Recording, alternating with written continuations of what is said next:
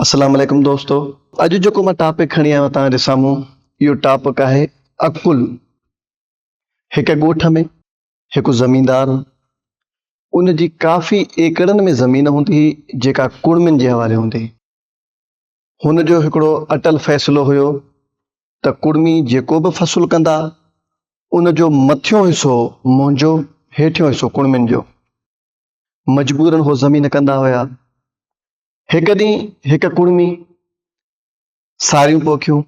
जॾहिं लाबार जो टाइम आयो त मथियों हिसो लुणियो हलियो वियो, बाक़ी उन कुड़मी जे लाइ रहियो पलाल, जंहिंमें हुनजो कर्ज़ बि न लथो।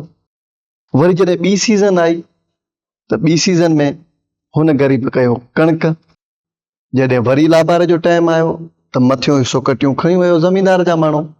वरी बि कुड़मी जे लाइ बचो बोह। जॾहिं हुन बोह खपायो त वरी डबल कर्ज़ी थी वियो।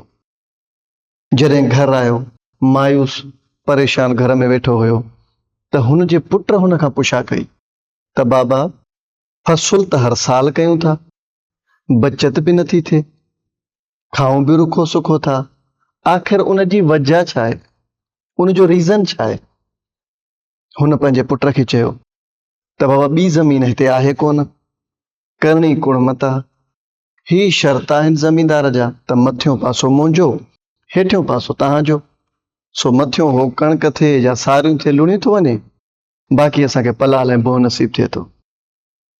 हुन चयो बाबा, हाणे हीअं कयो, तव्हां कुराड़ा थी विया आहियो, तव्हां आराम कयो, मां भोतार सां ॻाल्हायां थो ऐं भोतार खे चवां थो अॼु खां पोइ ज़मीन मां कंदुसि, तव्हां मूंखे भोतार ॾे वठी हलियो। हुन चयो न बाबा, तूं इहो ज़िद न कर। हुन चयो बाबा, मूंखे वठी हलो। उन नंढड़े जे इसरार ते हू हुनखे ज़मींदार वटि वठी आयो। जॾहिं ज़मींदार वटि पहुता ऐं उन जे ॻाल्हियूं साम्हूं रखियूं त ज़मींदार कुड़मी खे चवणु लॻो त तुंहिंजे छोकिरे खे इहा त ख़बर आहे न त मुंहिंजा शर्त कहिड़ा आहिनि। जेको बि फ़सुलु कंदो उनजो मथियों हिसो मुंहिंजो, हेठियों हिसो तव्हांजो। त उन ते छोकिरे चयो त भोतार साईं, ठीकु आहे, मूंखे मंज़ूर आहे। ज़मीन 10 केड़ हुनजे हवाले थी वई। हुन छोकिरे अकुल मां कमु वठी करे उन टाइम जेको फ़सुलु कयो ऐं फ़सुलु उहो तयारु थी वियो। जॾहिं ज़मींदार जा माण्हू आया त हैरत सां ॾिसण लॻा। उन छोकिरे फ़सुलु कयो पटाटनि जो, पटाटा ज़मीन में हेठि हुया ऐं मथां उनजो पालर हुई। त ज़मींदार जे माण्हुनि खे चई, बाबा तव्हां पंहिंजो मथियों हिसो पटियूं वञो त हेठां मां पंहिंजो फ़सुलु खणा।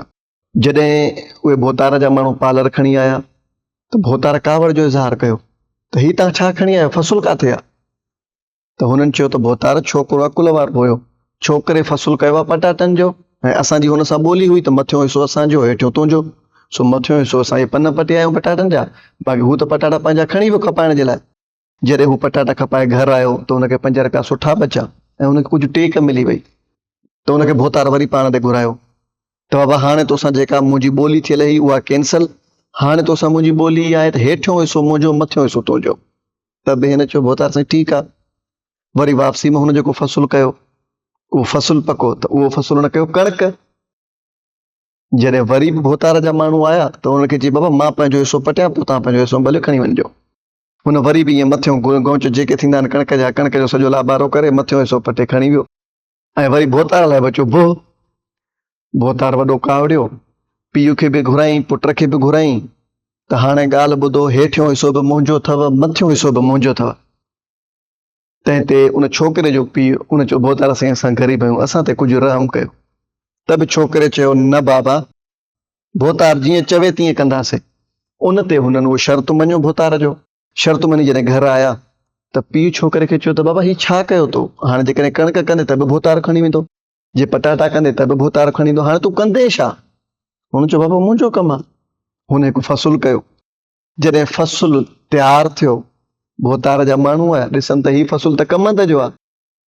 छोकिरे हुननि खे चयो, बाबा हाणे जल्दी कयो, तव्हां पंहिंजो मथियों हिसो बि पटियो, हेठियों बि, त विचों हिसो मां पंहिंजो खणा। मथां जेका पालर हुई कमंद जी, उहे भोतार जे माण्हुनि खईं ऐं हेठां पाड़ बि पटे विया। कमंद हू छोकिरो खणी वञी खपाए ॾाढो, हुनखे 5 रुपया 3 सीज़न में भला मिलिया, पंहिंजे पैसनि सां हिकिड़ो बहितरीनु घर बि ठारायो ऐं पंहिंजे लाइ कुझु कयो बि। जॾहिं भोतार जे साम्हूं उहा शइ आई त भोतार शर्मिंदो थियो। उन शर्म खां भोतार सॼे ॻोठ वारनि खे घुरायो तंहिं ते भोतार ॻोठ वारनि खे विहारे करे चयो, अॼु मुंहिंजो हिन छोकिरे अखियूं खोले छॾियूं ऐं मां शर्मिंदो आहियां तव्हांजे साम्हूं त कंहिं सां बि एतिरी नाजाइज़ी न कजे।